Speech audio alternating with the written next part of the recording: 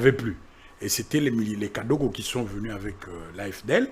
Mais quand il y a eu ce crash, tous les officiers qui ont composé en grande partie l'AFDL sont partis pour le RCD. Et Laurent, maintenant, qu'est-ce qu'il va faire pour contrer la rébellion du RCD Goma? Va chercher des soldats Hutus qui étaient en exil au Congo-Brazza, Centrafrique, jusqu'au Tchad. Il n'y en avait plus, en tout cas. Hein? Il n'y en avait plus en 97, 98, quand l'armée rwandaise et Laurent Désiré Kabila se sont séparés. Il n'y en avait plus. Il n'y en avait plus. C'est Laurent qui est allé le chercher. Il les a parqués à Kisangani. Et c'était Moïse Kongolo, son ministre, qui s'est occupé de ces soldats Hutus génocidaires. On leur a donné l'argent, les armes, et puis ils ont créé le FDLR. Le FDLR a été créé à Kisangani. C'était des Rwandais. Mais oui, des Hutus génocidaires.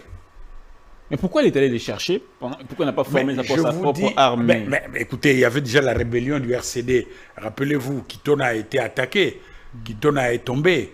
Les rebelles montaient vers Matadi. Bref, la suite, c'est qu'à un certain moment, Laurent a fait appel aux Angolais, aux Zimbabwéens, ainsi de suite. Mais il a fait appel aussi à ces Hutus génocidaires qui étaient en exil jusqu'au Tchad.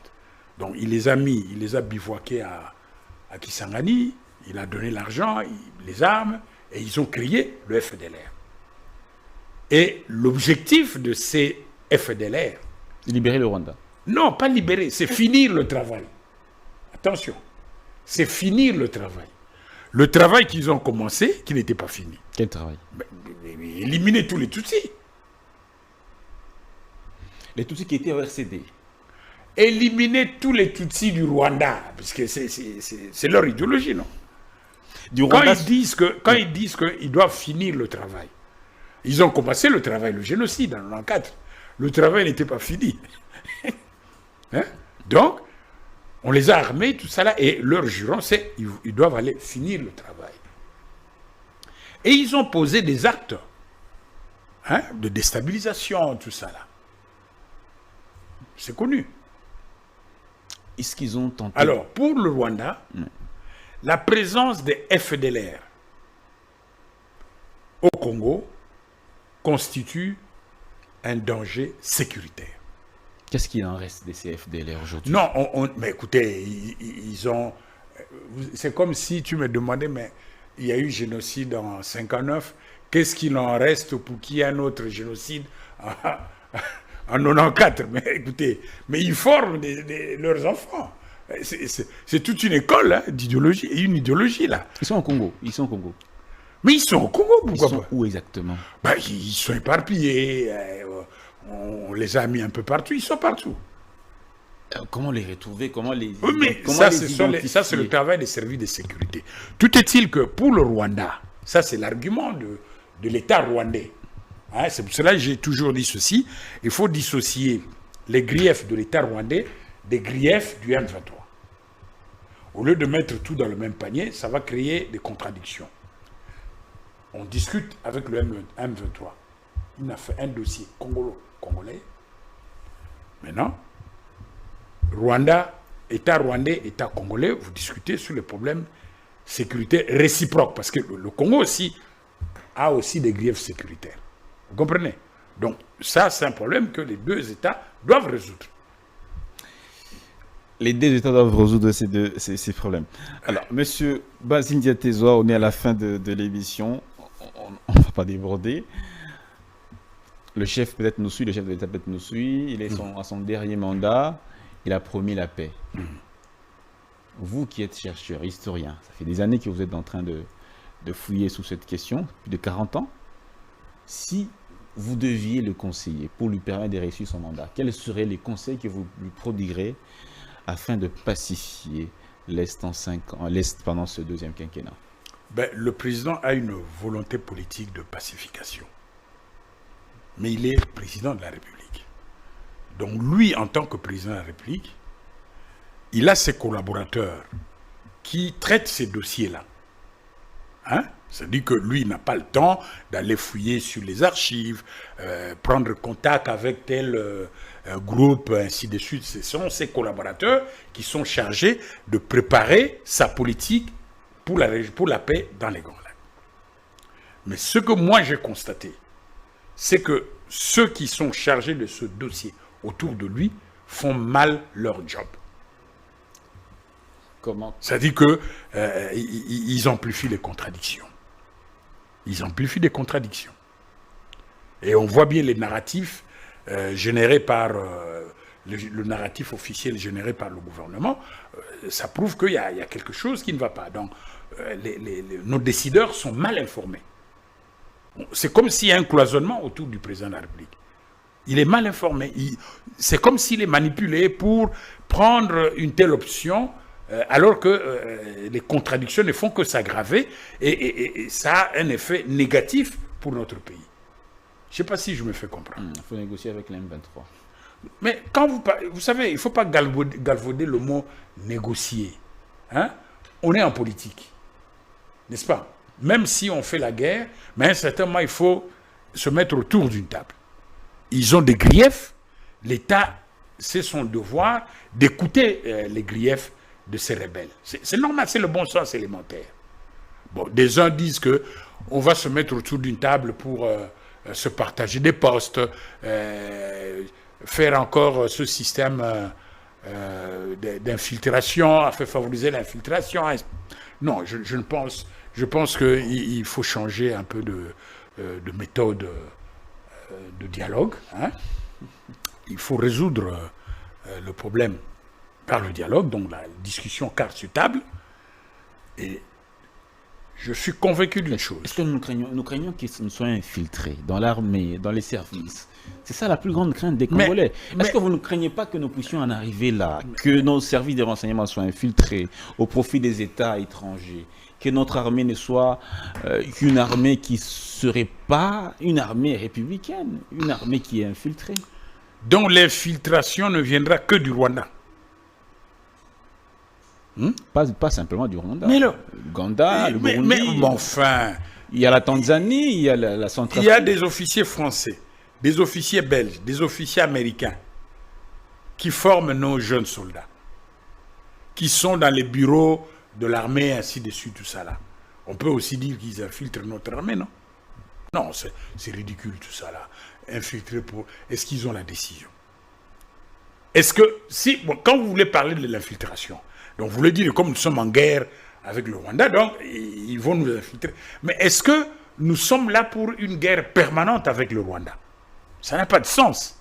Au contraire, nous devons créer un espace économique donc, de libre-échange dans les Grands Lacs.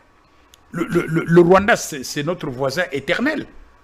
Il faut qu'on arrive un peu à transcender cette méfiance vis-à-vis du pouvoir actuel au Rwanda. C'est absurde et ridicule. Non. Je crois que montrons quand même que nous sommes des hommes politiques responsables. Hein. Deux États peuvent arriver à trouver des solutions à travers un dialogue franc, ainsi de suite, pour des intérêts mutuels.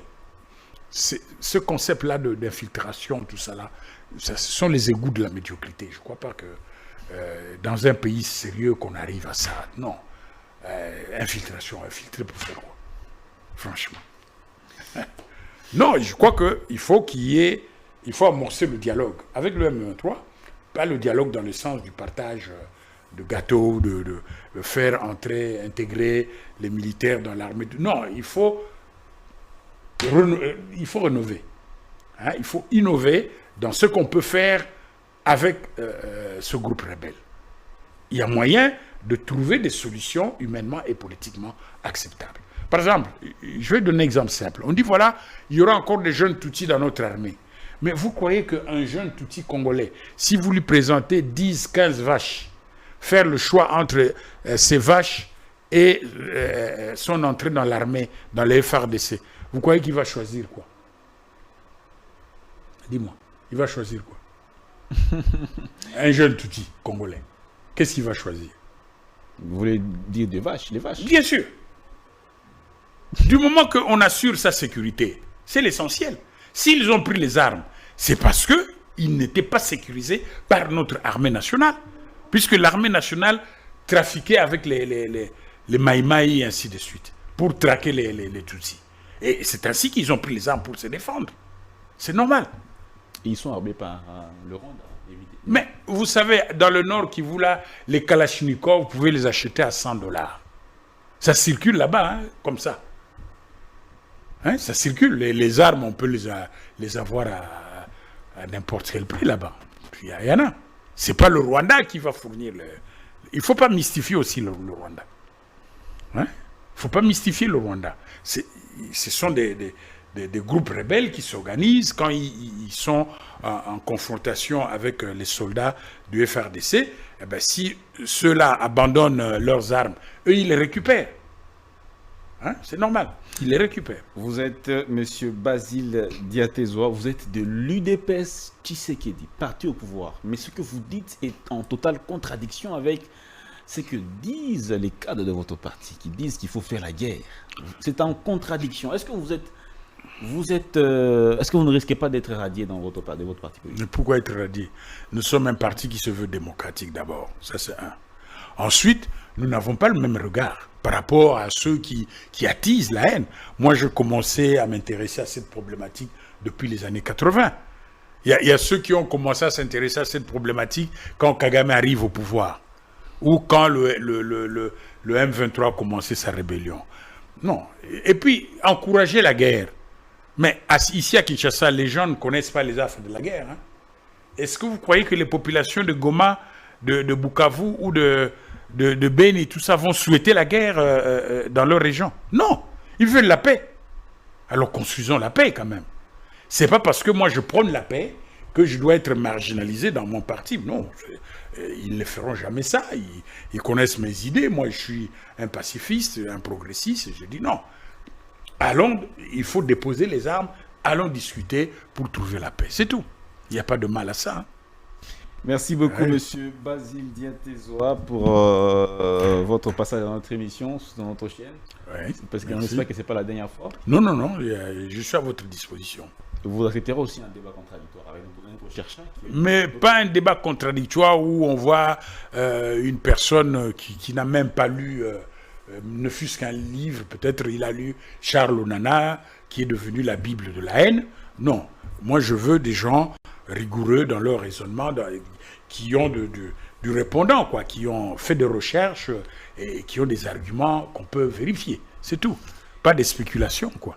Merci beaucoup, M. Basile Diatezoa. Merci aussi à tous nos téléspectateurs, à vous tous qui nous avez suivis. On vous dit donc au revoir. On espère que vous allez aimer cette émission. Faites-nous part de vos suggestions. À très très bientôt.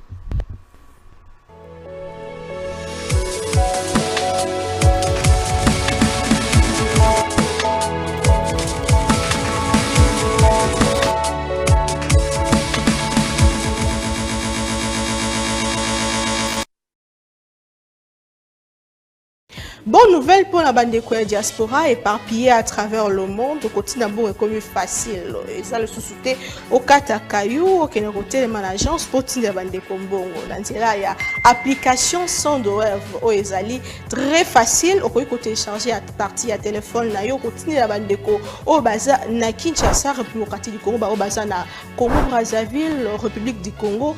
Facilement, bakoki ko récupérer mbongo na nzela ya M-Pesa to Orange Money na bango et yo esika ozali bonne nouvelle Miami Balé ezali que ceux qui ont téléchargé application Sandwave et kotindi na code promo Buzz TV on reçoit $10 le bénéfice. Donc il n'y a pas mieux télécharger Mokona Lelo Makambaro Télémanagement Cécile, il n'y a pas mieux que ça. Tindambon la facilité dès aujourd'hui télécharger Sandwave na nzela ya téléphone na yo plus facile, il n'y a pas mieux.